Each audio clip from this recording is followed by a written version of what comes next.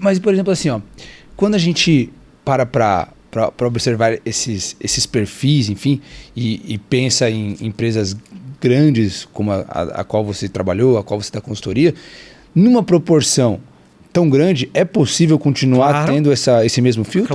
Claro. Primeiro, eu vi isso nítido. A Samsung, 130 mil funcionários no mundo. Caraca. No Brasil, América Latina, acho que 12 mil. Pra você ter uma ideia de números, né? Quando eu entrei na Samsung, a Samsung ela tinha 4% de market share. Isso a gente tá falando de que ano? 2010. 14 anos atrás. Caraca. Quando eu saí, cara, a gente tinha 60. Então, a cada 10 celulares vendidos, quase 6 era Samsung e só 2 é Apple. Hoje é só 2% da Apple. É 20% a Apple comparado com 60% da Samsung. A Samsung é um monstro. Perfeito. Né? Só que a Samsung também tem o ar-condicionado dessa sala, a TV da tua casa, a máquina de lavar. Se você usa um iPhone, a probabilidade dessa telinha do teu iPhone ser Samsung é muito alta. Então, Samsung é um grande fabricante de produto que não aceita ser número 2, número 1 em tudo. Tanto ela é a maior indústria do mundo de eletrônicos. A Apple perdeu a segunda colocação para uma empresa chinesa, que é a Oppo. Não tem no Brasil ainda. Tá, mas aí, como é que eu vi?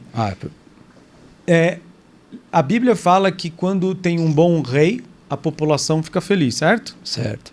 Quando tem um mau rei, a população perece. É igual numa empresa. Quando você tem um bom presidente, toda empresa vai bem. Quando você tem um mau presidente, toda empresa vai mal. Certo. Tá? Certo. No entanto, numa empresa com 130 mil colaboradores, não tem só o rei. Tem os distritos. Exemplo, você pega Daniel. Daniel, ele era responsável por um distrito e depois ele foi responsável por vários. Só que o poder de influência dele, do distrito dele para baixo, era de acordo com a excelência que ele tinha. Tá. Então eu fazia de tudo, não importa qual é o rei, não importa qual é o presidente, na onde eu tenho jurisprudência, onde eu tenho jurisdição, eu consigo influenciar a cadeia inteira. Eu vou te dar um exemplo, lá dos 1.000 colaboradores, quando eu saí da Samsung eu tinha 1.000. Só que direto o meu era só 4. Então, era só 4 pessoas que respondiam para mim. Essas 4 pessoas eu treinava, capacitava, conversava, corrigia, sentava à mesa. Jesus foi top que botou 12 sentado à mesa. Eu coloquei 4. A maestria dele era grande, né? Eu coloquei 4. Então, eu investi em 4. Eu gosto no máximo 6. Máximo 6. Então, certo. 4. Aí, dessas 4 pessoas, eu influencio elas. Gero bons líderes. E ela vai pegar a minha cultura e vai transferir para as outras 4 deles, que as outras 4... E aí atinge 1.000 pessoas. E eu via reflexo lá no promotor do ponto de venda, que ele tinha a mesma cultura do que eu, mesmo tendo 11 hierarquias em cima. Perfeito. Tá, então assim, vamos trazendo agora para o mundo resultados. Traz para o mundo da política, que é mais fácil de olhar. Tá. Você pega um bom presidente, certo? Certo. Você pega o cara lá de El Salvador. Acho que é El Salvador. Que acabou com a violência lá? Cara, o cara é bom pra caraca. Não sei se é El Salvador. É El Salvador. O cara, ele, colocou as leis corretas. Bandido é pra ser preso. Perfeito. Dinheiro abre a economia, pode trazer Bitcoin. E não sei o quê. Até eu quero ir pra lá. Perfeito. Mas aí o que eu ia te perguntar é o seguinte. Esse é um fator. Pensando na Samsung, no exemplo que você trouxe aqui. Se você pensar em termos de market share de 2010 para 2022, que foi o ano que você saiu, a gente está falando de 12 anos, é um movimento até rápido para esse tipo de resultado, certo? Como que esse resultado vem de o fator determinante é essa liderança ou é um dos fatores que influenciou um resultado expressivo tão rápido? Porque, por exemplo, como é que se implanta uma cultura dessa em 12 anos? Por que antes não tinha? O que mudou? Qual que é o turnover? Entende? Qual que é o ponto que muda? Antes não tinha cultura, agora tem. E aí essa cultura em 12 anos revolucionou tudo? A cultura sempre teve de trabalho, né? Então, desde o momento da formação. Por exemplo, vou dar um exemplo real. A Samsung foi criada em 1936. Num país chamado Coreia. Ainda não era dividido Coreia do Sul nem do Norte, porque a Segunda Guerra ainda não tinha acontecido. Perfeito. Era o segundo pior país do mundo. Em outras palavras, só perdia por um país da África. As pessoas passavam fome. Caraca. Como se fosse a ilha de Marajó no Brasil. Perfeito. Quando o cara criou... Sabe qual foi o primeiro produto que a Samsung criou? Peixe.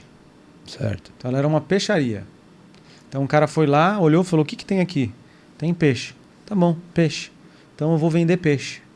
Aí ele falou, eu vou vender para dentro do mercado nacional, que é tudo pobre, ou vou vender para fora? Não, vou criar, no dia zero eu vou criar uma empresa de exportação. Vou pegar o peixe, vou secar, vou vender para a China e para o Japão, que são mais ricos que a Coreia. Certo. Aí ele foi no cartório. Gosto de fazer essa alegoria. Ele falou, escreve aí o nome da empresa. Tá bom, qual que é o nome que o senhor quer dar? Olha, nós somos orientais, nós não damos nomes, nós damos significado. Então coloca 3 palavrinhas aí. San, palavrinha número 1. Sum, palavrinha número 2. Gi, palavrinha número 3. Falando as 3 palavras da Samsung. Aí, o que significa Samsung? Grande, forte e eterno. Uau. Então, no dia 1, vendendo peixe no segundo pior país do mundo, o cara falou, essa vai ser a cultura. Grande, forte e eterno. Você acha que isso de maneira consciente? Tipo assim, tô criando uma cultura já... Não, é que... Tipo, ou você acha que é só porque o cara acreditava naquilo? O que é cultura? Cultura é o teu jeito de ser. Cultura é o que, quando você não estiver aqui, o que as pessoas falam quando você não estiver aqui de você. Cultura é o que nos corredores das empresas estão falando sobre a empresa. Então, no dia 1, dá para perceber nessa atitude que era um cara visionário, que era um cara que não tinha senso de justiça, dizendo não é justo, nasci na Coreia, que país pobre. É um cara que fez do limão uma limonada, falou, por que eu vou vender peixe para dentro? Eu vou já criar no dia 1 exportação. É um cara que falou, cara, então eu já vou começar com uma visão grande. Escreve na tábua a visão, bota aí, vai ser grande, forte e eterna. Só para você também ter uma ideia do tamanho hoje, passaram-se alguns anos, não é muito. Passaram menos de 100 anos.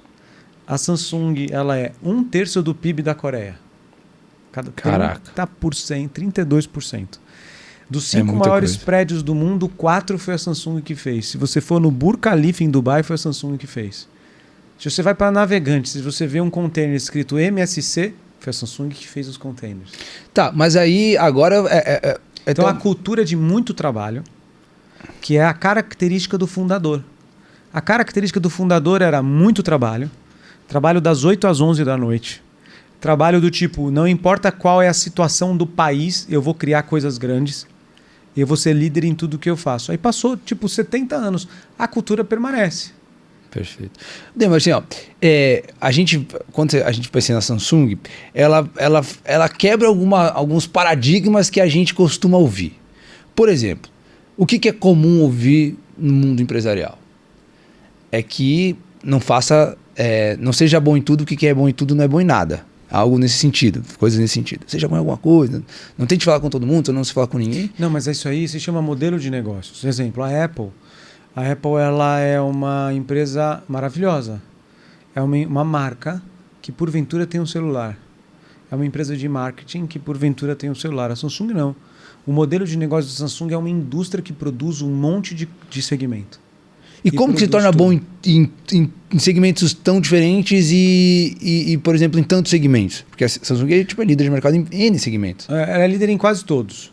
Ela fez uma estratégia dizendo que em todo segmento que ela entrar, se ela não for número 1 ou 2, ela abandona o segmento. Então, no dia 0 da concepção, ela fala, se eu vou fazer máquina de lavar, eu tenho que ser o primeiro, que senão dá... Tanto que eu tenho uma frase minha registrada que é ficar pequeno dá muito trabalho. Quando eu entrei na Samsung, o cara falou assim, você vai junto com o time, tem 2 anos para ser líder de mercado no Brasil. Aí assumimos a liderança. Ele falou, agora você vai construir uma rede de lojas Samsung e a gente tem que ter mais lojas do que o Steve Jobs.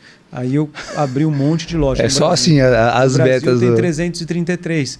Ele falou assim, ó, o tablet é inexistente, as pessoas só compram o iPad. Você tem 2 anos para destruir a Apple. Destruir, cara. Destruir assim. Em outras palavras, criei atividades mercadológicas para poder ultrapassar o concorrente. Então, sempre foi isso. Então, tem muito a ver em posicionamento estratégico. Não tem certo e errado, tem modelos de negócios. Tanto que na minha consultoria hoje, os empresários vêm e falam, Dema, eu tenho uma funerária. Dema, eu tenho uma construtora. Dema, eu tenho uma empresa de e-commerce. Dema, eu tenho uma incorporadora. Eu tenho uma concessionária, etc. Eu quero crescer. Aí eu falo que tem 7 modelos de crescimento, sabe? O primeiro modelo é horizontal. Então eu tenho aqui o podcast, eu vou e coloco em BH, horizontal. Eu tenho vertical. Eu sou uma clínica médica, aí eu viro um hospital vertical. Terceira forma, produtos e serviços. Eu tenho bolsa, começo a vender sapato. Eu tenho carro da Mercedes, começo a vender BMW. Eu tenho venda de carro, começo a consertar carro, produtos e serviços. Quarto é tecnológico. Eu uso tecnologia para poder fazer... Eu vendo numa loja física, eu faço um e-commerce. Eu sou uma empresa da área médica, que a pessoa entra aqui e faz seus exames clínicos, aí eu vou criar um aplicativo para o cara fazer o exame clínico na tua casa. Então a quarta é tecnológico. A quinta é comprar o concorrente. Tem um monte de podcast quebrando. O cara não consegue gerar receita. Você fala, quer saber? Deixa eu vou assumir esses podcasts, eu te pago com resultado. Então tá mais próximo do que a gente imagina das pequenas empresas, por exemplo, comprar concorrente. O sexto é a área financeira. Sem dinheiro, muitas vezes você não consegue avançar, então você precisa ter acesso a capital. O sétimo é marketing e vendas. Então você acaba tendo... O marketing e vendas é só o último. Por que só o último? Porque você já sabe qual é o teu modelo de negócio, você sabe quais são os seus fatores de crescimento, e aí você vai colocar dinheiro aonde, no caminho certo, na direção certa, etc. E essa metodologia, chama 7 inteligências da expansão de negócio, é o que eu uso hoje com todos os meus clientes da consultoria. Não importa se você é um podcast, não importa se você é uma multinacional americana. Existem 7 fatores que influenciam o teu crescimento. Não existe fórmula mágica, não existe copy and paste, copiar e colar, não existe alguma... Então, isso eu aprendi muito na Samsung, apliquei na Samsung e hoje aplico nas outras empresas. Parafraseando, você falou assim, Dema, mas a gente olha assim que focar muito, a gente tem que focar, etc. Tá bom. Então fala pro Elon Musk isso. Elon Musk tem Neuralink, Boring Company, SpaceX, Tesla. Não tem uma coisa a ver com as 4. Certo. Então, o que muda é modelo de negócios e posicionamento. E quanta pressão que você consegue aguentar. A Samsung, o nível de pressão é lá na lua. Porque eles optaram por criar uma empresa competitiva e competir em todos os segmentos.